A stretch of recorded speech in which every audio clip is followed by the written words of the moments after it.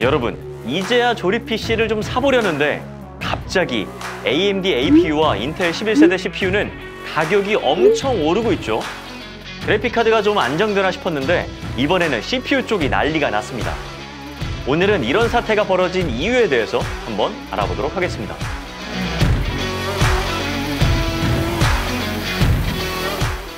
결과부터 말씀을 드리자면 AMD나 인텔 두 회사 모두 CPU가 전체적으로 부족하진 않습니다. 저희 행복쇼핑에서 조사한 공급 분석 자료를 보시면 올해 3월부터 5월까지 반도체 대란이 있었던 이후 AMD와 인텔은 모두 생산량을 늘리기에 박차를 가했는데요. 그런데 AMD와는 다르게 인텔은 여전히 생각보다 공급량이 부족한 것을 확인하실 수 있습니다. 왜 이럴까요? 자, 이 상황을 이해하기 위해서는 먼저 인텔과 AMD로 각각 나누어서 봐야 합니다. AMD의 7월 전체 CPU 공급량을 보시면 공급량에 문제가 없었던 1월 수준으로 이미 끌어올린 것을 볼 수 있습니다.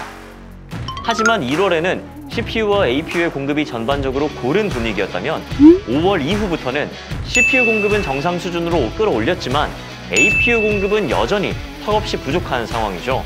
8월 5일 AMD는 이런 상황에 대한 답을 내놓았습니다. 바로 라이젠 4세대 APU 세잔을 출시한 것이죠. 결과적으로는 세잔의 출시를 위해서 기존 2세대, 3세대 APU인 피카소와 르누아르의 생산량을 의도적으로 늘리지 않았던 것으로 볼 수 있겠습니다. 심지어 AMD는 세잔의 빠른 출시를 위해서 정품 패키지가 아닌 멀티팩으로 먼저 출시를 했는데요. 그래야만 했던 이유가 있습니다. 3세대 APU는 높은 CPU 성능에 비해서 낮은 L3 캐시 메모리 용량이 문제가 되었었는데요.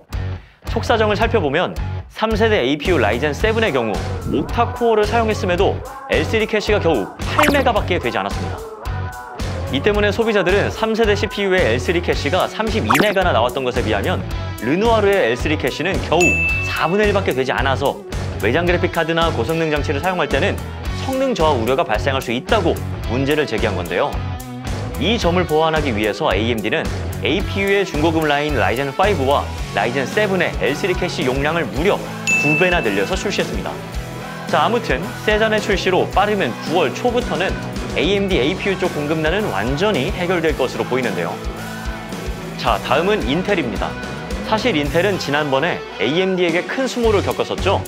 2020년 11월에 출시됐던 라이젠 4세대 5600X 버미어가 가격과 성능에서 인텔의 야심작 10세대 i9을 말 그대로 압살해버렸기 때문이죠.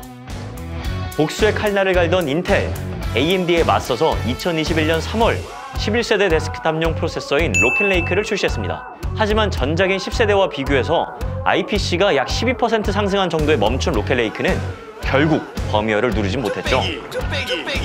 인텔은 게이밍 프로세서 최강자의 지위를 탈환하기는커녕 모래 낭비라는 비아냥까지 들으면서 추락했는데요. 경쟁사인 AMD 라이젠 4세대 버미어 제품군에게 밀려서 코브 아키텍처의 신뢰도까지 떨어뜨리고 말았습니다.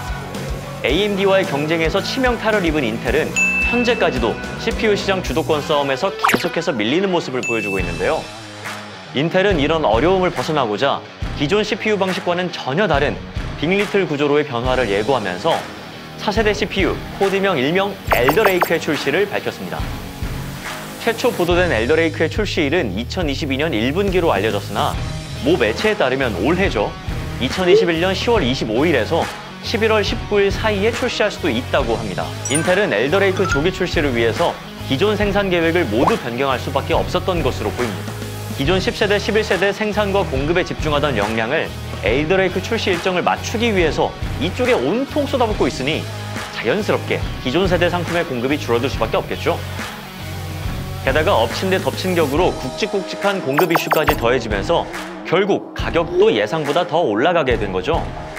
수요는 꾸준한데 공급이 줄어들었으니 당연한 결과입니다. 현재 인텔은 AMD와의 정면 대결은 피하고 빅리틀 구조를 채택한 엘더레이크 출시를 통해서 다시 한번 인텔이 CPU 시장의 주도권을 쥐겠다는 의도로 보입니다. 물론 초기에는 Z690과 엘더레이크의 조합만 있을 테니 비싸겠죠? 다만 소비자로서 조금은 안타까운 부분은 인텔이 이러한 시장 상황에 대한 적극적인 해결책을 제시하기보다 12세대 출시를 앞당긴다는 루머 외에는 아무런 대책 없이 손을 놓고 있는 점입니다. 자, 정리를 한번 해볼게요. 현재 인텔은 10세대, 11세대 생산 라인을 증설할 기미가 없어 보입니다. 공급기지 셧다운 문제도 생긴 이런 마당에 12세대에 몰빵해서 어떻게든 AMD를 잡아야 하는 그런 숙제만 남은 상황이죠.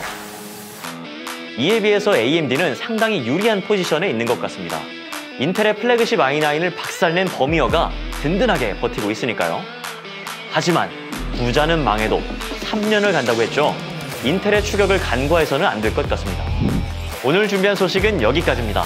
다음에는요, 인텔의 12세대 CPU 출시 소식과 함께 핫한 이슈인 DDR5 인텔 600 시리즈 메인보드에 대해서 한번 다뤄보도록 하겠습니다. 영상이 유익했다면 구독과 알림 설정 꼭 부탁드리겠습니다. 감사합니다.